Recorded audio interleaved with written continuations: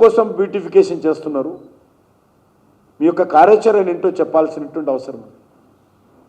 ఈరోజు హైదరాబాద్లో ఉన్నటువంటి 70% డ్రైనేజ్ అంతా కూడా మూసీలో కలుస్తుంది. మీరు బ్యూటిఫికేషన్ మూసి చేస్తే ఈ డ్రైనేజ్ నీళ్ళంతా ఎక్కడ పోతే చెప్పాలి.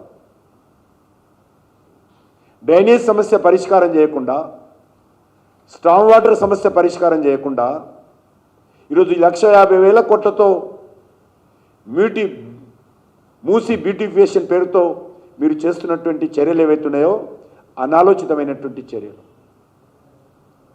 ఇప్పుడు డ్రైనేజీ సిస్టమ్ అంతా కూడా మూసిలో కలిపారు. అక్కడ మనము చేవెళ్ళ నుంచి మొదలు పెడితే, గండిపేట నుంచి మొదలు పెడితే మన యొక్క హయత్ నగర్ వరకు కూడా అన్ని రకాల డ్రైనేజీ వ్యవస్థ అంతా కూడా మూసిలో కలిపారు. దానికి ప్రత్యామ్నాయం ఏమిటి? ముందు ఈ మూసికి సంబంధించినటువంటి రివర్లో కలుస్తున్నటువంటి డ్రైనేజీ పైపులంతా కూడా తీసుకుపోవడానికి ఏ రకమైనటువంటి కార్యాచరణ మీ దగ్గర ఉంది? ముందు ఆ పని పరిష్కారం చేయండి. ఇల్లు కూల్చడం తొందర ఎందుకు? పేదవాడి పొట్టగొట్టడం తొందర ఎందుకు? పేదవాడి నిల్వ నీడ లేకుండా దుర్మార్గంగా వివరించడానికి తొందర ఎందుకు? మీ డ్రైనేజ్ వ్యవస్థ ఏం చేస్తారో చెప్పండి. మీరు 1,50,000 కోట్లు అంటున్నారు కదా, కనీసం అందులో ఒక సగం 75,000 కోట్ల రూపాయలు ఖర్చు పెట్టి హైదరాబాద్లో డ్రైనేజ్ వ్యవస్థ మెరుగుపరచండి.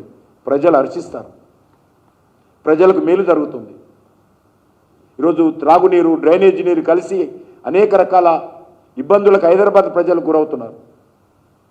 అది వదిలిపెట్టి బ్యూటిఫికేషన్ ఎట్లా అవుతుంది? డ్రైనేజ్ అంతా కలుస్తున్నప్పుడు దానికి ప్రత్యామ్నాయ మార్గం ఏంటి?